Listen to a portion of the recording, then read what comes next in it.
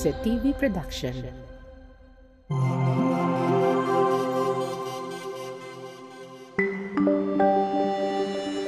Your only island TV channel.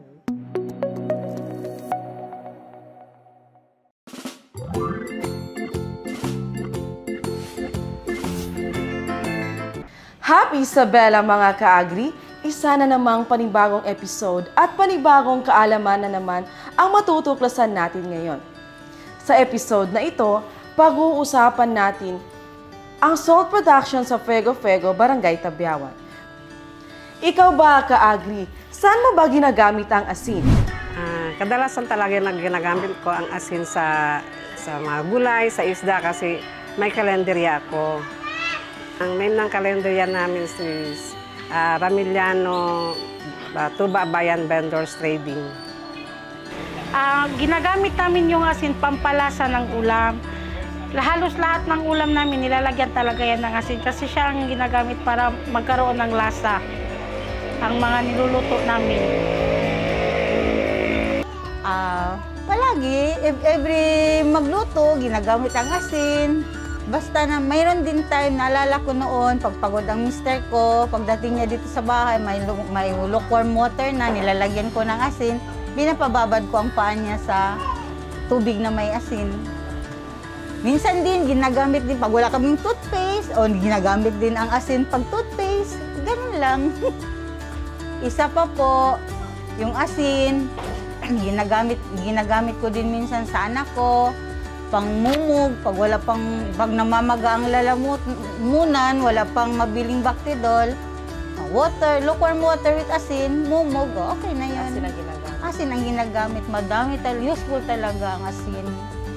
Ang asin po, tulad ng pagkakaalam natin sa lahat, ay ginagamit po natin sa pagluluto at pangpalasa sa ating mga pagkain.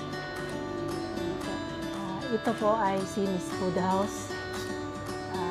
Almost 6 years na po ako dito, nag-restaurant.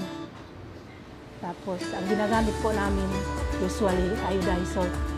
Iodized salt po ang ginagamit namin dito sa resto namin. Ginagamit namin po yung mga asin sa pagluluto. Tsaka, pwede din po siya gamitin sa batchoy kung gusto niyo na medyo maalat siya o hindi ba. At, syempre, kami ding mga mahihirap, pwede din namin gamitin sa yung nilalagay sa mga sa lugaw. Opo, ganun po. Tapos, kasi dati, yung bang nagluluto kami ng mga, nagsasaing kami, tapos yung mga medyo hindi pa siya luto, pero nilalagyan namin siya ng asin sa taas ng takip niya po. Para sa ako, ma'am, importante mag-asinin kasi iniinit kakan mo, kabayan mo maasin na sugid kayo mag-asin. Dok tagales sa kinakanin sa iligay. Dati kasi yung bilhin namin ng isang sako, 250 lang. Tapos ngayon 280 na. Tapos yung bago po. Yung dati benta namin isang kilo 16 lang. Tapos ngayon 20 pesos na. Tapos pag per support ganito, ma'am? Yan 10 peso yan kasi kalating kilo yan. At ngayong presyo 10. So, Oo, dati, 10. 8 peso. So mataas po ba talaga? 2 piso. Oo, 2 piso lang naman. Yung asin po is mahalaga talaga ang asin kasi for me, salt is life sa isang eatery, sa ating buhay, sa ating bahay. So, sobrang mahalaga yung asin. So, asin yung sumasangkap sa lahat. Oo, so at yung lasa niya, so sa lahat ng mga kailangan lutuin, so ano talaga, mahalaga talaga siya at tumataas pa rin gaya ng ibang mga bilihin. Tulad ngayon, so nandito ako sa stall ko, number 49. Kami ang nagsaserve ng batchoy, lumi, at mga iba pang mga pagkain. So, mahalaga talaga ang asin at nagpapasalamat ako sa inyo dahil pinahalagahan nyo yung asin. So, yon ang nagbibigay ng lasa from 1 to beyond. So, and diba? So, yon ang kahalagahan ng asin. So, salt is life. Mahalaga po yung asin kasi yun po yung nagbibigay sa atin ng lasa ng pagkain. At importante yun sa atin. Kasi parang kailangan natin yung asin para may lasa yung pagkain na niluluto natin. Pati magbigay siya ng parang health benefit din po siya. Saan nyo, particularly, saan nyo ba ginagamit? Bakit nyo sabi na may health benefit? Kasi di ba yung acid kasi nagbibigay siya ng iodine. Aside sa pagluto, saan mo ba ginagamit ang asin? Sa pagluluto lang, yung pagkaalam ko kasi po is sa pagluluto po talaga siya. Fun fact! Alam nyo ba mga ka-agri, hindi lamang sa kusina may laban ang asin, pati na rin sa sari-saring pantahanang suliranin. Tulad nito, nangangamoy ba ang inyong mga paa? May solusyon dyan mga ka-agri. Maglagay ng maligamgam na tubig sa palanggana at budburan ng katamtamang sukat ng asin at ibabad ang inyong mga paa ng ilang minuto. Ayun, tiyak na maaalis ang pangangamoy sa inyong mga paa. Sit back and relax dahil maya-maya ay sasamahan tayo ng isa sa mga ka-agri upang tunghayan ang salt production sa ating lungsod sa pagbabalik ng Agri Cool Show!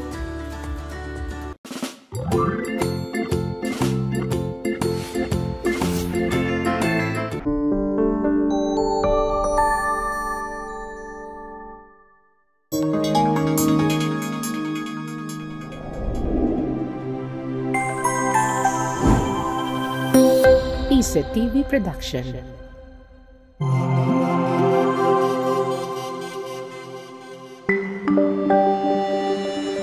Your only island TV channel.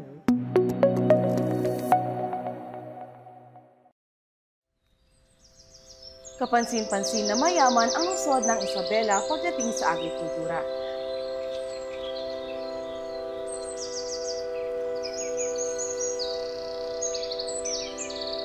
Napapaligiran tayo ng iba't ibang likas na yaman na maaari nating pagyamanin. Bida dyan ang kopra, palay, kape, mais, goma, iba't ibang uri ng isda, gulay at marami pang iba. Maliban sa mga nabanggit, alam niyo ba na mayaman din tayo sa asin? Ang karagatan ay hindi lamang sa pangingisda umiikot ang buhay ng mga Isabeleños. Malapit sa baybayin, matatagpuan ang mga taniman ng asin. Ang proseso ng paggawa ng asin ay isa rin sa mga tradisyon ng mga taga rito. Yan ang tutunghayan natin sa episode na ito.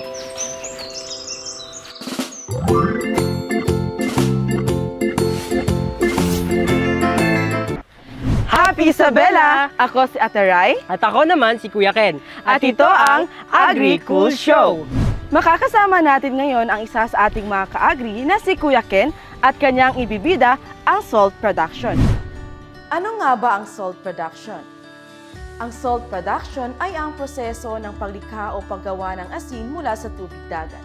Karaniwang isinasagawa ito sa dalawang pangunahing hakbang, ang pag-extract ng tubig dagat at pagpapalitaw nito hanggang sa maging asin.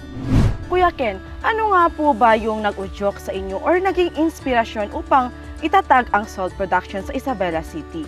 Inspirasyon? Dahil sa pagbaba ng produksyon ng asin sa Pilipinas, hindi nararamdaman o napapansin ng household users ang pagtaas ng presyo ng asin kada sako dahil ginagamit lamang natin ito sa pagluluto. Ngunit, malaking epekto ito sa mga malalaking consumer gaya ng Philippine Coconut Authority at Ranch Farm. Maliit man sa inyong paningin, malaking pakinabang rin. At dito sa Isabela City, kung ating susumahin, malaki ang pangangailangan ng Isabeleño sa usaping asin. Alam naman natin na ang pangingisda ang pangunahing pangkabuhayan ng mga Isabeleños, kaya naman ang asin ang isa sa pakakatulong sa kanila for food preservation. Nakakamangha, no, Kuya Ken? Opo, tama. Yun pala yung story behind bakit kayo nagtatag ng salt production. Ayun po, Kuya Ken, no? Maitinaas po ba ang presyo ng asin mula sa orihinal na presyo nito? Opo, meron.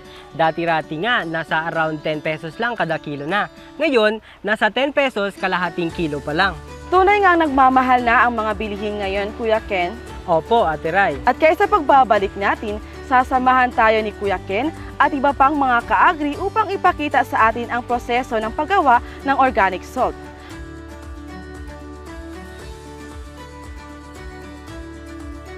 Sa pagbabalik ng Agri-Cool Show!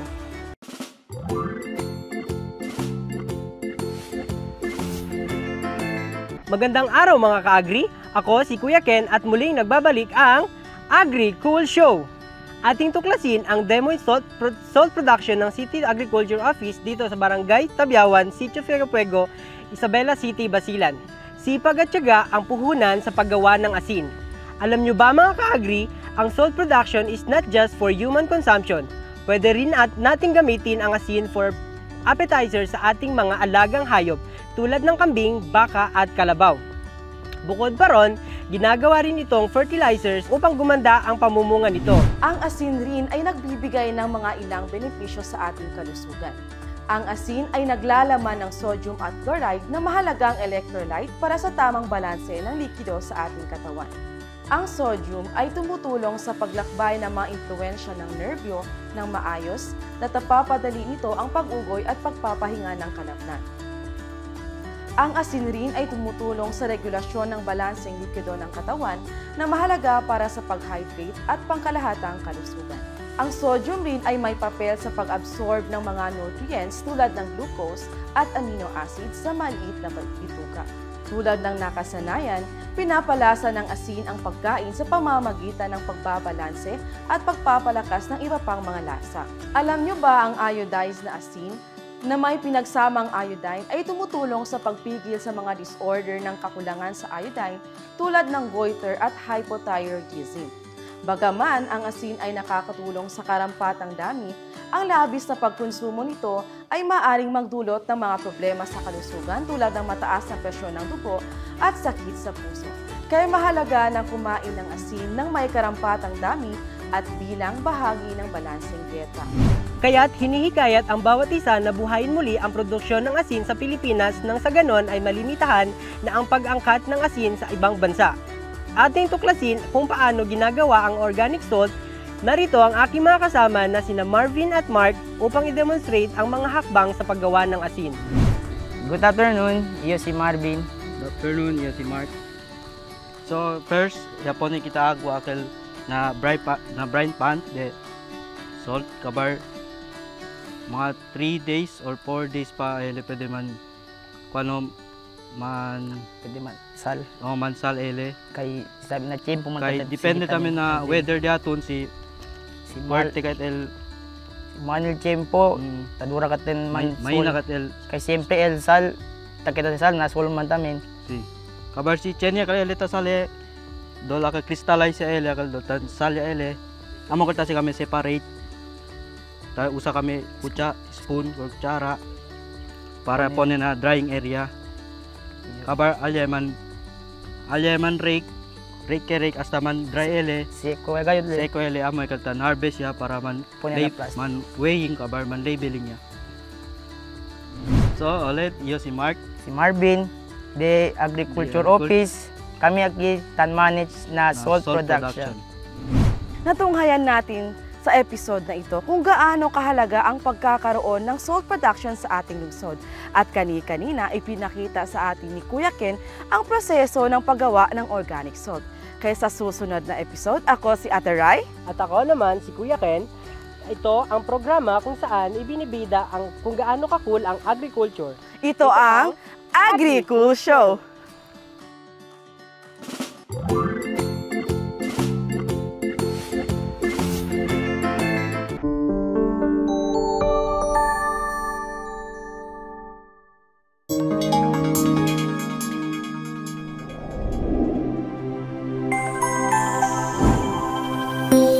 ISET TV Production.